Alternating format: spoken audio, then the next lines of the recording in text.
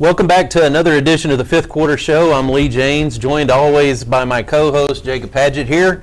It was another exciting week for the Gatesville Hornets, and we've got highlights, interviews, and spotlights from all across Hornet Nation. That's right, Lee. We're kicking things off Leonardo Leon style, shout out to him, with our Hornet Football Spotlight, featuring the players who made a big impact in the win over Lorena. Big win, 45-21. All right, we're going to have Coach Augie come out here, center stage for us. And we're going to bring out our first impact player of the week. Let's bring out Mr. Nathan Reck. Delivered key blocking on multiple rushing touchdowns, helped anchor the edge on the offensive line that paved the way for a 258-yard rushing performance by Cy Burns and added a solid contribution in short yardage sets and pass protection. How you doing tonight, Nathan? Oh, pretty good. How are you? Nathan, you were a big part of the ground game success. Your blocking at tight end really opened up things for Cy Burns and the rest of the offense. Can you walk us through what it takes to execute those blocks and how the offensive line worked together to dominate the front against Lorena? Just probably a lot of communicating and just helping each other out with the assignment, what gaps we got. Yeah. Make sure that we pick up run-throughs. Now, whenever you was on the outside shutting that corner off, did you know Cy was coming behind you and that you needed to make that move, or were you just getting out there and doing your job? Just blocking. Just blocking. Just trying to wreck defensive linemen, no pun intended there. I don't know if you know that, but we do pun on that a little bit. We love to see Nathan wreck them out there on the field. So. We call him the wrecking ball. The wrecking ball. There's no shortage of puns. Long as you don't play the Miley Cyrus song. Don't do that. Don't do that. Don't do that. We're Swifties over here. Well, I'm glad you were able to join us tonight, and we just wanted to let folks at home know that we, it's not always about just the big plays. It's recognizing those key individuals that help the big plays happen, and we think you did a great job Friday night, man. Sir, thank you. All right. Congratulations. Our next impact player number 2, will be number 44, Leonardo Leon. He was perfect on the night in both field goals and extra points, and my goodness, he kicked a lot of extra points. Season totals 1 for 1 on field goals. Hornets always taking care of business when they hit inside the red zone. 30 of 33 on extra points, longest of 24 yards. A consistent and steady special teams presence all season. Leo, you've been one of the most reliable kickers, not just in Gatesville, but in Central Texas, hitting 30 of 33 extra points, your longest field goal from 24 yards. What kind of preparation and focus goes into staying consistent week after week? That's a high-pressure position there. That's not a position that you got to have ice water run through your veins. How do you prepare, and do you get nervous before? Well, we come up to the field 4 times a week, get locked in, get our mind right, try to build on the things that we know and improve on the things that we can get better at. And I don't really try to focus on who we're playing against. I just try to do my job to the best to my abilities and help the team as much as I can. Well, it's showing up on the field. We've talked about you a lot during the soccer, but now we get to talk about you in the football. We don't really bring a whole lot of kickers on there. Hey, mad respect to punters and kickers, but again, it's usually a great thing when you come up there. But it's harder. You get out there extra point after extra point. But in a kicker's mind, there's probably no place that's outside your purview. What do you think is your longest capability of kicking a field goal? The furthest. What's the furthest you think you can kick one? Well, so far I've only kicked 56 yards. Only? Wow. 56 yards. That's pretty impressive. Also very, very humble. Only 56 yards. No big deal. I'm going to put you on the spot with this one. What do you like kicking better, the soccer ball or the football? I know. Be honest. Yeah. Well, I guess for me, I like kicking the football more just because I get to kick it as hard as I can. Real quick, one last question. What's your favorite Ninja Turtle? Leonardo. There you go. All right, congratulations, and we really appreciate you. That's why we wanted to recognize you tonight. All right, our next one. Let's bring the stranger out. Stranger danger. Offensively caught multiple passes and critical downs, including a drive extending third down conversions. Defense, recorded several tackles. Several is kind of an understatement. I mean, it's like more than 10 all the time. Every game. All the time. In the secondary, and helped limited Lorena's passing game. One of the few players to contribute consistently on both sides of the ball. consistently. You got a couple of them, but I would have to say, venture that Amos is probably your biggest contributor on both sides of the ball. Amos, you had an impressive night, contributing on both sides of the ball, offense and defense, making key catches, keeping drives alive, and stepping up with tackles in the secondary. How do you balance playing both sides of the ball at a high level, and what kind of preparation does it take from you every week to be able to keep that up? Yeah, a lot of us are going like play by play, like not really looking at like the big picture. You can play over 100 snaps. It's more just like do whatever's put in front of you and just play the snaps as hard as you can.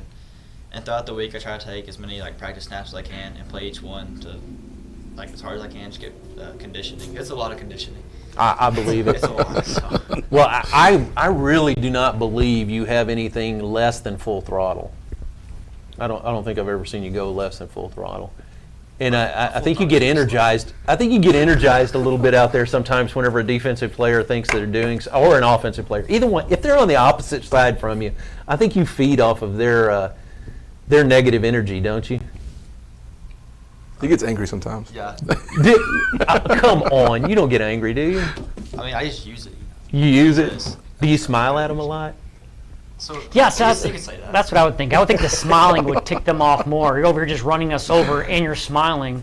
Also, do you know if your team even has a bench, or have you seen it on the sidelines? Every once in a while. Every once in a while. That's a good question. What does a bench I mean, look like? have you seen it? I don't know that you've seen it, but it's seriously though. If they did like a Madden for like UIL high school, you'd have a 9.9 rating. You're impressive, and every week it's just impressive to watch. You're so consistent, like he said. I'm just kind of echoing everything he says. As a fan, and as people who comment on your games, it's pretty impressive, and we're very appreciative. Good job. Thank you. One last thing before we let you go. I want you to know that you're the one that sets your own bar as far as appearing here, because you set your own bar so high that you have to work so hard to make it back here, because you're playing impressively every week. I mean, that's no doubt. But it's one of those things where it's getting harder for you to show us something more impressive than what you've already done. He's done a Coach lot. Gary's gonna have to take him out and then just talk him back down, because we're filling up this guy. We're pumping this guy's head up. I think the only time I've seen him not go full speed might be like in the quarter workout. Yeah. That might be the only time. That was my full speed. He was tired. Well, we're looking forward to seeing what you got in store for the Powder Blue guys Friday night. Oh, did I say that? I'm sorry. Yeah. The China Spring. We'll see what you got in store for Thank them. All right. Bless you. All right, next player who barely made it on as the Hornet Radio Player of the Week, Cy Burns. I guess if you barely. I mean, it was kind of neck to neck here. Game stats: 27 carries, 258 yards. But this is the most impressive stat, Lee. 9.6 average. Every time he handed the ball off, he was almost guaranteed a first down just by himself. 5 touchdowns, almost 6. Got called back there. We were getting a little greedy. We were hoping for the 50 burger. Longest run, 75 yards. You recorded 300 all-purpose yards. Cy, you found the end zone 5 times. I still want to say 6 if it wasn't for that that penalty. You kept the offense rolling from start to finish. What was working so well behind that offensive line, and how did your blockers stay in rhythm all night long? Honestly, I think we were just a better team overall. And after that first drive, like they stopped us, I'd say we just like bounced back and we just dominated them. We were just a better team.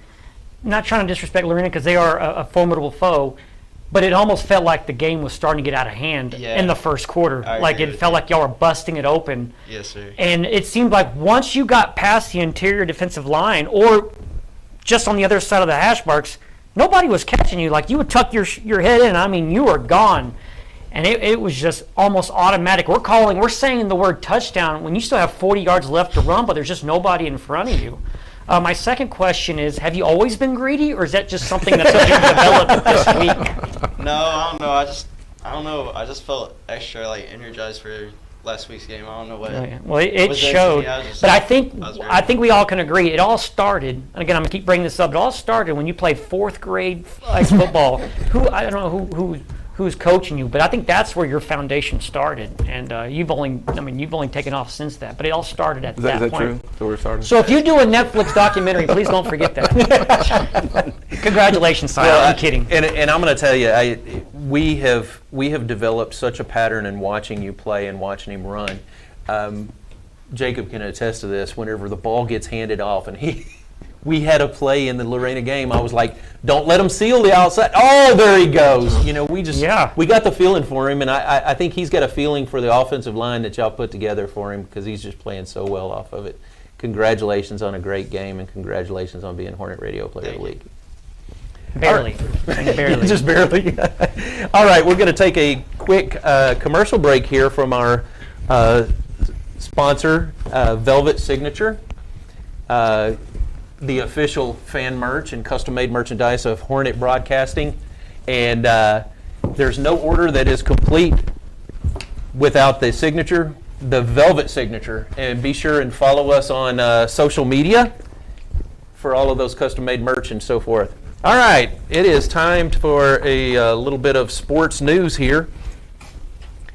Let's start it off. It's been a huge week across all of Hornet Nation, and we're kicking things off with more exciting results from the Gatesville Athletics. In football, the Hornets passed Lorena 45-21, in case you didn't know. Live under a rock, that's my favorite guy. Yeah. They're improving to an impressive 6-1 overall, 1-1 in district play. Running back Cy Burns powered the offense with 5 touchdowns and over 250 rushing yards. Very impressive. Up next, Gatesville hosts China Spring, excuse me. It's not China Springs. Yeah, because if you get more than one spring, you're sprung. Yeah, so we're not doing that. This Friday night at McCamey Stadium, sub-varsity teams, both of them play Thursday. First one's at 5 o'clock, second one's at 6:30. Varsity kicks off Friday night at 7 o'clock. Catch it live on Hornet Radio and the NFHS Network. You don't need to worry about NFHS, just go to Hornet Radio this week. Save NHF for the playoffs. Over on the volleyball court, the Lady Hornets swept Robinson 3-0 last night. That was a 25-23, 25-12, and 25-23 to move to an overall 28-9. And they're holding on to a potential second place tie in district with a win over China Spring, if I'm correct, Friday night. Then that will secure second place for us. And then JV Black also won 2-0, while JV White fell 0-2. That's right. They'll close out the regular season, the volleyball girls, against China Spring, like you said. Then they're going to advance to their 23rd consecutive Class 4A by-district playoffs on October 30th. It's almost becoming like you can set your clock to it every year. You know the Gatesville girls are going to that by-district playoff spot, so that's very, very impressive. Opponent and site to be announced, so keep that in mind. We'll try to have that maybe by after the Friday game. I'm sure we'll know probably late Friday or early Saturday. But Either going to be Burnett or Marble Falls. Okay. Burning or Marble Falls. And we'll get that posted, and of course we will be there pending some kind of nuclearite explosion or something. Or government shutdown. The girls cross country team had an incredible showing at the 4A Regional 3 meet in Huntsville yesterday, and they finished 4th overall, earning a team qualification to the UIL state meet in Round Rock. And just a quick side note, we will have the girls on here next week, so stay tuned for that. This marks the 9th time in school history that the Hornet girls have advanced to state.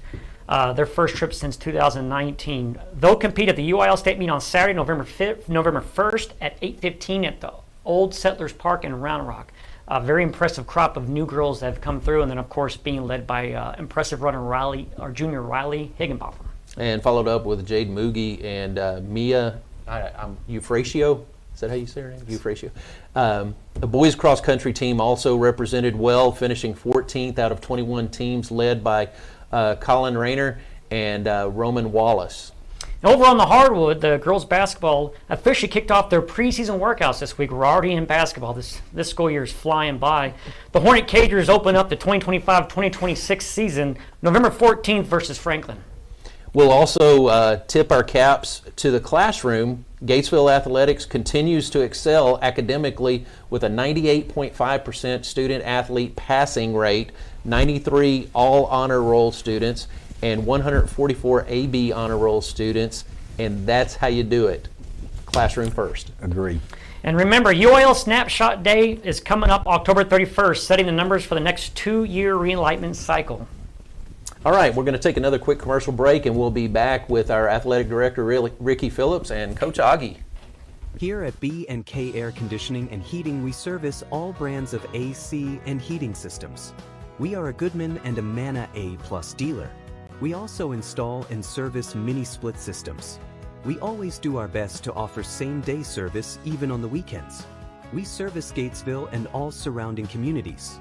We offer financing on new systems, change-outs, and major repairs. Just call or text your service request to 254-216-3372 and we'll be happy to help you.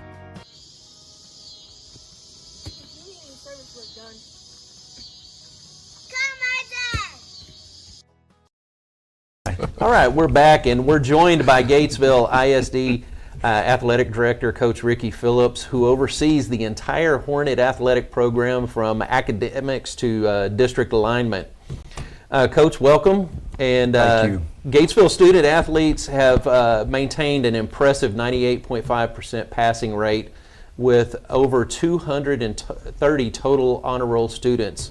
How proud are you of the academic focus within the athletic program, and what does that say about your coaching staff's commitment off the field? I'm telling you that we celebrate a lot of things, Lee and Jacob, academics being one of those at the very top. And it starts with our coaches, it ends with our kids who put the time in, but we have a coaching staff that truly believes that's first and foremost. You know, if we let these kids get away from GHS and us not stressing the academic side of it, then we haven't done our jobs. You know, we're trying to create great young men and great young women, but also be great in the classroom. And that 98.5, our goal this year was to be at 98.0 for the year. And so we've already got a half point. A half point wouldn't seem like a whole lot, but it is in the grand scheme of things when you're that much.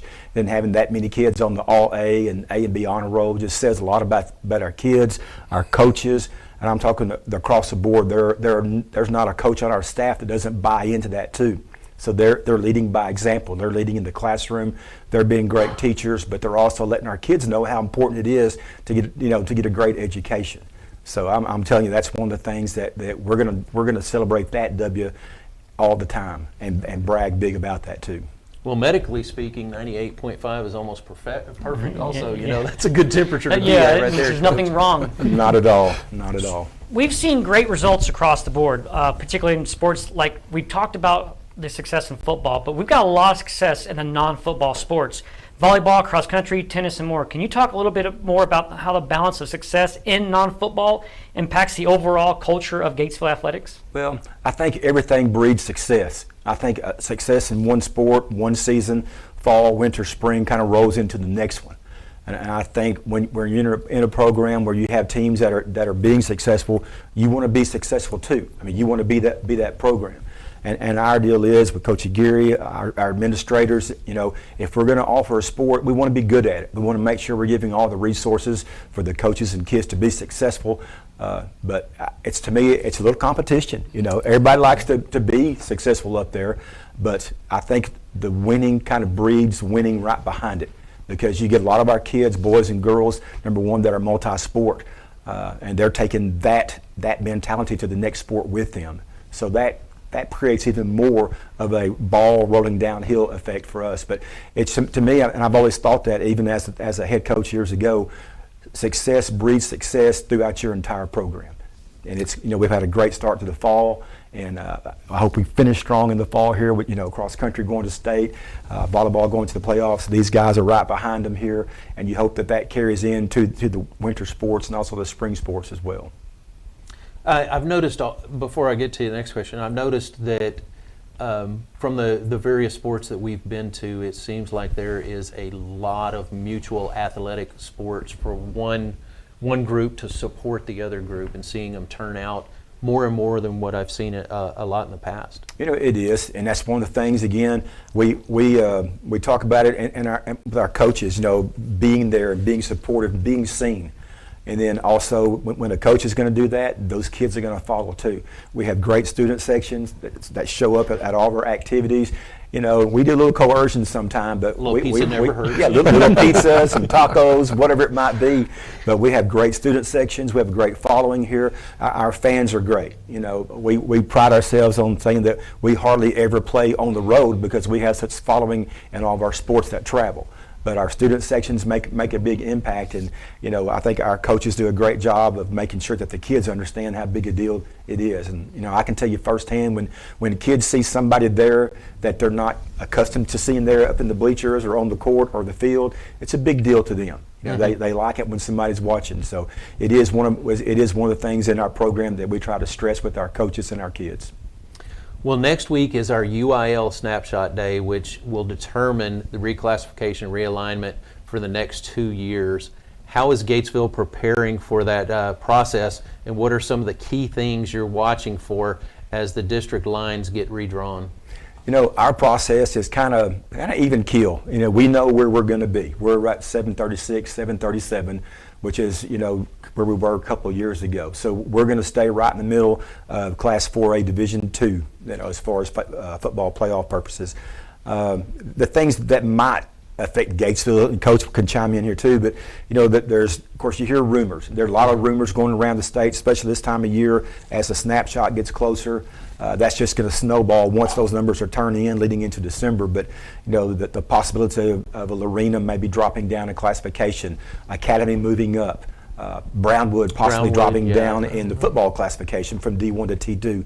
All of a sudden you have that stretch that could pull Gatesville out west in football and possibly other things too. But all that's just kind of, it's the rumor mill right now. Nothing's ever final until the first Wednesday in February when it comes out, but it kind of makes it interesting because the UIL throws some curveballs, don't they, Coach? All the time. And we're like in that central location. You could make an argument for going Region 4, Region 3, Region 1. It really is. It's just what are the cutoff numbers and who falls where, and based on what the UIL sees on those numbers, I'm trying to put those pieces together to make all 4 regions. Is not the way that the guy throws that dart.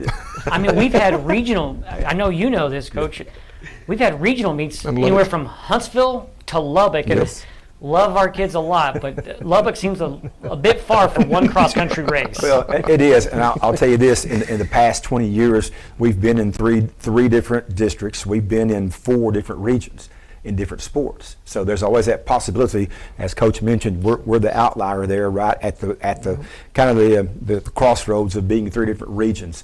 I will speak for this, and I'll speak for most of our coaches. I love where we're at. I mean, District 12 in football, District 23 for most of our other sports with all the Waco schools. Very competitive. It's going to be that way every year in every sport, but just love the camaraderie there, love the rivalries, and hope we stay there, again for 2 more years. Yeah. All right, well, that's some good information. We're going to take another quick commercial break, and we'll be right back with some questions for Coach Augie. Call Witt Building Supplies for all your building needs. We provide metal buildings and metal roofing for commercial, residential, and agriculture projects. We also carry a full line of fencing supplies and hardware products. Call or come see us at Witt Building Supplies, 254-865-2190 or 1411 North Highway 36 Bypass, across from Pruitt's Shell Store in Gatesville. We are locally owned and operated and proudly support our Hornets. All right, we are back now, and it is time for some football action stuff to talk about. We're going to start by asking Coach Aguirre some questions here, and then you'll follow up with one little curveball here. Coach Aguirre, another huge district win for you. Seems like we keep saying a huge win after every week for your squad. Congratulations on that 45-21 statement over Lorena. I mean, that's a statement in all caps. After a tough loss a week before to the La Vega Pirates, what adjustment did the teams make during practice that helped produce such a dominant performance against Lorena? No, and again, I kind of get chided for this, but it's the PC answer. There weren't really adjustments. It was just trusting the process. And now one thing that there was a bigger emphasis on, really since the Burnett game, was trying to establish a dominant run game, because that's who we are. We pride ourselves in being able to run the ball. We've had to battle some injuries, unfortunately, at running back and at O-line. And so now it's about the next man up, and we were able to kind of solidify some things up front. Really proud of how those guys battled up front, and the adjustments weren't massive. It was just get back on track, stay focused. In fact, talking to Chris Allman after the game, he's like, you always worry about that after a disappointing loss, does it linger over to the next game? And I really didn't have that thought cross my mind, just because knowing our group of seniors especially, that's not their MO, that's not their mentality. They were they were ready for the next game as soon as the La Vega game was over. So there wasn't a massive adjustment. It was just let's trust who we are. Let's know who we are, and let's have confidence in who God has made us as a team and you as players. And they did a great job of doing that. You mentioned run the ball. Yeah. I think they did that this Yeah, past- a little bit. past There's Friday. there's no secret to the chessboard there that obviously a good running game opens up a lot other pages in the playbook that is able to be done. Speaking of that, Cy Burns, 5 touchdowns. I'm calling it 6. Okay, they can say whatever they want unless the penalty directly affects it. But anyway, Cy Burns, 5 touchdowns, the highlight. But the offensive line gave him plenty of room to run. What can you say about that unit's growth this season? Oh, that is my favorite group, and I'm biased because I was a lineman, but when Cy's last touchdown got called back, they were upset. They wanted him to get another one. Oh, I did too. And it's the only position group where you're not going to get a ton of stats. You're not going to get accolades in the newspaper. It's a selfless position. You are blocking someone so somebody else can have success. Yeah. And there's no better unit that exemplifies servant leadership than that group right there. I mean, you talk about just fantastic kids. Brody, Caden, and the big one that stepped up, Isaac Crawford. Draven Henderson. He's a kid that moved from tight end to tackle. Didn't bat an eye. Like not one time did he complain or gripe. He just said, "Yes, sir. What's best for the team?" Earlier in the year, you lost Braxton Boyd, but the same thing. He was a tight end that converted to a lineman, and we're very, very fortunate to have a great group of kids that just block their tails off, and they don't gripe, they don't complain. They just want to be as successful as possible. And Joe Cox, he was a guy that played a lot last year, and he's really solidified his position this year. And a very good group. And the last 2 weeks of practice have been amplified because Coach Hunter takes pride in running the ball. And when you can't do that against Burnet, you can't do that against La Vega. You got to get that fixed, and they got it fixed. Yeah, it's truly a good group of guys. Like you said, they don't play for stats. They play for the pride of the team. That's just that culture that we've talked about throughout football, all other sports, and in the classroom. Just that Hornet culture that's being taught. It's pretty fascinating when you see it on both in the football field, basketball courts, volleyball courts, cross country course, and in the classroom. 1,000%. This specific group of young men. A lot of times you hear kids, "Oh, coach, I think you might have miscounted my tackles," or "I think I had extra yard or 2 here." That group, they don't care about their stats. They care about we want to get our guys more yards. We want to get our guys more touchdowns. We want to make sure Gary Keaton is upright the entire game. That's what they care about, and they're a fun group to watch. All right, well, we're looking ahead to the matchup against China Spring. They're 2-5. They're 1-1 in district play, but they've had some tough competitions early. How are you preparing your Hornets to control the tempo and prepare for the China Spring Cougars that's coming into town? No, number one, you're absolutely right. Their non-district schedule was absolutely brutal. So they played some really good teams. They have a culture there where they've won numerous state titles, and they know what success is, and they strive for that, and they expect that. So understanding that for us is a big part of it. But again, the big focal point is us. If we do our job and we play to our abilities and we trust each other, I feel that we can play with anyone. And understanding that and approaching it by Amos said it earlier, it really is, it can't be big picture. It is literally play by play. What's the play? What's my job? And then can I go execute that, trusting my teammates to do their job as well.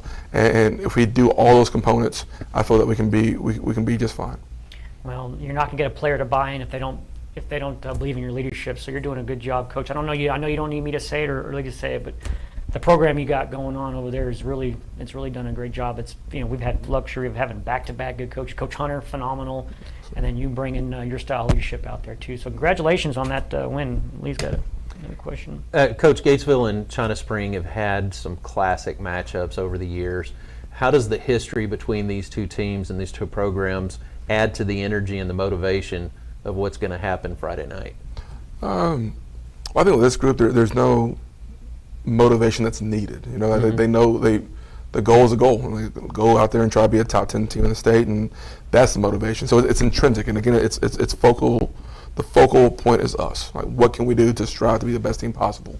Now, I will say that the rivalry, I literally within the first week of taking the job here, I found out about the rivalry because our youth pastor in Georgetown was a China Spring grad. Oh, no. And he found out that I took the Gatesville job. He's like, "You're going where?" I was like, I'm going to Gatesville. And he was like, that G's the wrong color, and, kind of, but great guy, and he did a phenomenal job with our youth group, and he actually helped with FCA in Georgetown. Peter, I don't know if you're out there, but if you are, good luck. But when I just heard that, I was like, holy cow, like, this guy graduated years ago, and he's already talking noise. Like that's pretty intense. But it goes back to this district, and you talk about it, and you talk about it, and you talk about it, but there's so many teams that you can be that fourth place team from this district, and you can go to several other districts across the state and be the champion of that district. So there's, and it's not just with China Spring. It's La Vega, it's China Spring, it's Conley, it's Robinson, it's Lorena, it's all of them. But there's every single game these kids know what they're playing for, and they don't need any extra motivation to go do it. They're fighting for the family, and they're fighting for getting that playoff spot, and that's the focal point. He talked about the rivalry of China Spring. I know when I was going to school, our football team all 4 years had no trouble with China Spring. I mean, they were kind of a joke, but that was back in the 90s and 2000s. I'm kidding. I'm just throwing a little China Spring jab there. But, yeah, there is real rivalry between Gatesville and China Spring. All right, we're going to take another quick commercial break, and we'll be back with our closing question for Coach Augie and our closing statements. Mugi Heating and Air is your local hometown heating and air conditioning professional. Whether it be new construction or service of an existing unit, Tim and his team of professionals can get the job done right the first time. Recognized as a Ream Pro partner, they have the experience and support to tackle any size job, residential or commercial.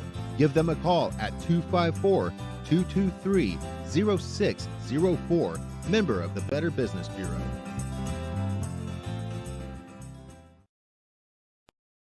All right, we are back, and it is that time of the show. We're getting ready to close out.